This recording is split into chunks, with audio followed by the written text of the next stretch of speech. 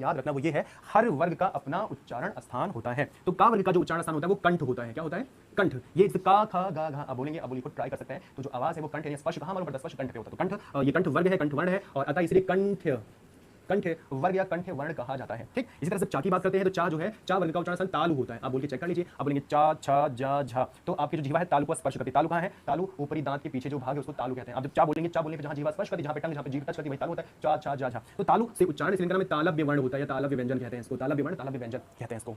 ठीक है, इसके बाद जो टा वर्ग है, टा वर्ग भाई कहां से बोला? बोल के चलेंगे टा ठा डा ढा, ये मूर्धा से इसका उच्चारण होता है। कहां से होता है? मूर्धा से उच्चारण होता है, इसलिए इनका नाम पड़ गया मूर्धन्य। मूर्धन्य वर्ण है। अब मूर्धा कहां है? तालु के पीछे। तालु यानी कि जब चा छा जा बोलते हैं जीवा थोड़ा सा आगे टच करती है, लेकिन जब टा ठा डा बोलते हैं जीवा थोड़ा सा और पीछे मुड़ के जगह स्पर्श करती है। तो टा ठा डा बोलने पर जहां पे जीवा स्पर्श करे उसे मूर्धा कहते हैं। ठीक है, तो मूर्धन्य हो गया। अब आपका बचा ता वर्ग। ता वर्ग किससे? बोलिए दंत से। भाई अब बोलिए ता था दा धा, तो जीवा यानी जीभ आपकी दांत को आके स्पर्श करती है। तो ता था दा धा कहने पे तो दंत वर्ग, दंत इनका उच्चारण स्थान, इसलिए दंत्य वर्ग या दंत्य वर्ण कहते हैं। अब लास्ट में बचा पा। बहुत इजी, इसको तो कोई भूल नहीं सकता। जब आप बोल के चेक करेंगे साफ साफ नजर आता है पा फा बा भा, तो होठ, लिप्स, तो ओष्ठ से इसका उच्चारण होता है, होठों की सहायता से होता है। तो ओष्ठ, और इसलिए ओष्ठ वर्ण का नाम दिया गया है।